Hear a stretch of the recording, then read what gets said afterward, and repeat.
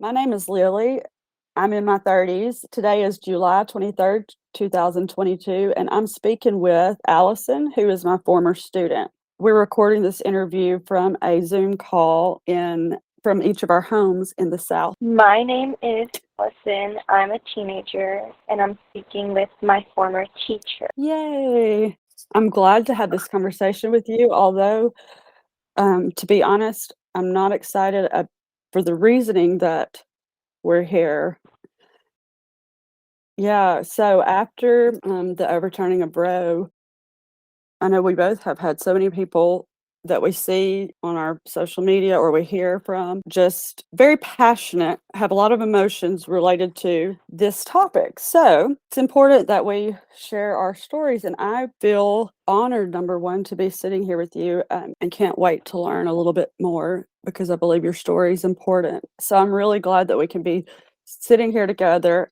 I can't wait to learn a little bit more about you. Same here. I feel it is overdue and it is needed. So, can you tell us or tell me a little bit about your experience or what you want people to know why you're here? So growing up, I guess you could say I've had a rough childhood. And when Roe versus Wade was overturned, I had spoken up to my mom about getting on birth control. Mind you, I've had my period since the 5th grade, since I was like 10, 11, and it was a very early age for me, and I started in school. So, kind of weird. But she was like, yeah, I think it'd be a great idea because you never know what could happen.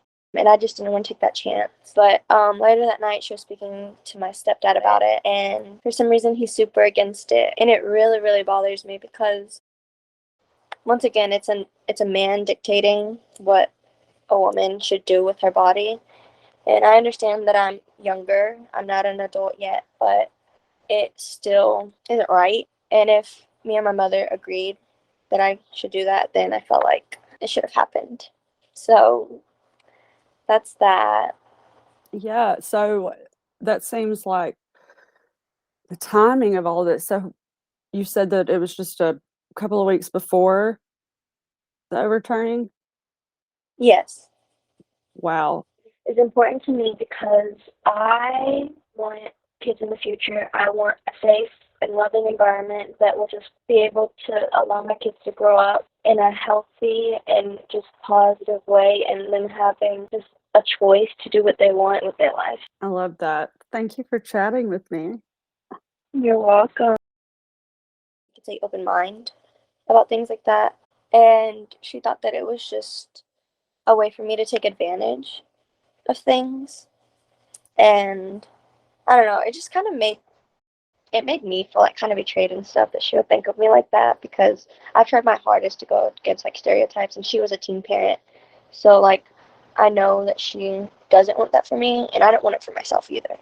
So if I could do anything to go to not go there, then obviously I'd do that. Right. So, it sounds like your stepdad, his word, am I hearing correctly that his word was the end all be all? If he said no, it was no. There was no Yes, question. absolutely. Okay. That's always how it is. So that's something I can relate to being from the South, in a conservative area of the country and a religious area. That's very much something I feel for myself. I feel like in my home, it was sometimes that was, well, go ask your dad. That was kind of maybe my mom, I felt, was selective of using that, almost like if she said, go ask your dad, it was, I don't want to be the one to say no, but I know, I don't know. I feel like it was a card almost, like it was a, Yeah, I feel like she just didn't want the blame or responsibility to be on her. So she just kind of put it on him because she knew that he was yes, okay, the responsibility. So, her. So she just kind of handed it off to him so that because she knew that he'd be against it. I feel like I want to know more about where that comes from. Is it religion? Is it Southern culture? Is it a part of who you are as Hispanic, Latina community, female, or is it because female? Where do you think that comes from? That head of household or that your stepdad will be the word? I feel like part of it is because I'm a female. Like my brother, he has a lot more freedom. I mean, he is older, but last year around this time when he was my age, he definitely had a lot more freedom than I have. Definitely, I have a lot of responsibilities in my household, being the oldest daughter. That's also a huge Hispanic descent thing. What women in the family, they always have the responsibility of just generic gender roles, I guess you could say. And I carry most of it out, like household wise, because my mom also works. But I feel like, I don't know, maybe I don't know why he, I don't know if it's more on my mom or if it's more on him. Maybe they've had a conversation, like, behind closed doors about, like, yeah, I want to have the final say, or maybe she just doesn't like that responsibility at all, and he just goes along. I don't know, like, what's behind that. Right. So, uh, with the ever so that decision was made, or that statement by him was made, do you feel like there's a possibility that your mom would be open to a conversation? And where do you think, or how do you think you would go about it if you were to have a conversation with her? Again, now that Roe is overturned, and there's so many things happening with human rights being stripped away. It's a very controversial thing in my, like, I guess you could say family tree. I would say, because my stepdad, he's not blood related, but I've known him for a few years now. And his side of the family, they're very against, like, um they're not per se conservative, but they believe everything involves religion. If you were to like speak out against that, you'd be like judged and basically shunned. And I don't know, it's just very weird. So, like, I have a lot of cousins, they have a lot of kids. And if it came down to it and I needed to go to them for like any reason, for like an abortion or something, they would it be unconsiderable. Like, it wouldn't even be in question.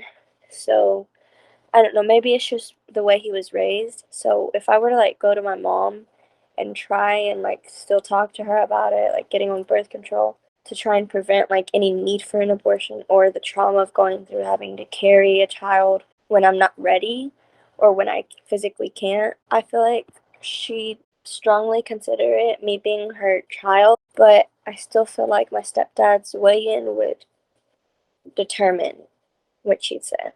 And I'm sorry that sounds like a lot of that sounds like a lot of pressure, especially when, what I hear you being trying to be proactive even before this was happening. There's so much stigma, religious stigma. There's lots being just culturally down here in the South. So, what being a teenager and concerned about this, what could you paint a picture for me and anybody else that listens? Paint a picture for me of what others around, what your peers are doing. Are they concerned? Are they having these same issues? Do you know anybody that has actually had to make that decision? And what does that look like? I do know a distant friend of mine. She grew up in a very, very horrible household, and what she was involved in an incest rape type scenario, and this is when I lived in Kentucky. So abortion laws they weren't very like flexible back then either. They're still pretty strict, and she ended up having a miscarriage when because she was denied an abortion. And I was I had always tried to be there. I was like in the fourth grade, but I did try to be there for her like the whole time. And she was a very sweet person. I'm not in touch with her anymore. I think about her a lot, honestly, especially with the most recent stuff that's been happening. But I think it should be about politics or religion or biasness. This is just basic human rights. None of that should like affect it. It should just be, we are women and we deserve our own bodily autonomy rights. So I just hope that a lot more people can understand that, because yeah, I do have some friends that are concerned and that are trying to like go against it and stuff, but not enough people are concerned, and that's like where I'm at now. That's understandable. I feel like so many of us are at that point of what now? What do we do? Being a teacher, it is concerning to it concerns me that my students have their opinions and study what they want to study and decide their make their assumptions, make their choices based off of educated knowledge and research. So where is that? Where do you go? What are your schools teaching? Are you getting sex education? Where are your resources right now in the South as a teenager? Social media has been a huge help, especially TikTok, if you're on the right side of it, and you know that there's trusted influencers that are giving out the correct information and citing their sources. I do learn a lot there, stuff that my mom hasn't taught me and just that hasn't been available in like school and stuff.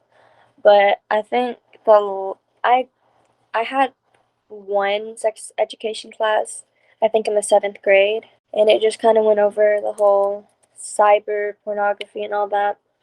And yeah, that was the one and only time that I've ever really seen encouragement of like education wise in school and stuff. But So sorry, oh, I go interrupted. ahead. I'm finished. No more Well, to say.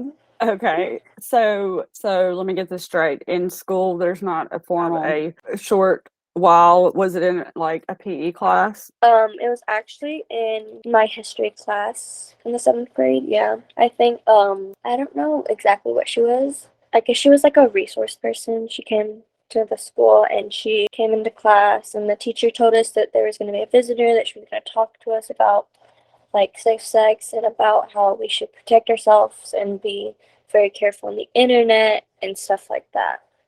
So it was more focused on digital safety involving like your body. Yes, and like um our age wise, like when we're in a relationship, when we're young, um, it's very you should be very cautious of what you do and that how online or say they are and just stuff like that. Thank you. So, thank you for sitting down and talking with me about this. I really consider it an honor to have anybody share, but especially a student or a former student. So, thank you for sitting down with me. I do have one more question, and that Okay. is for anybody listening now or listening in the future. Could you sum up in one sentence what this time in history, why this matter of Roe v. Wade being overturned, why it's important to you? This overturning of Roe versus Wade is important to me because I want kids in the future. I want a safe and loving environment that will just be able to allow my kids to grow up in a healthy and just positive way and them having just a choice to do what they want with their life. I love that. Thank you for chatting with me. You're welcome.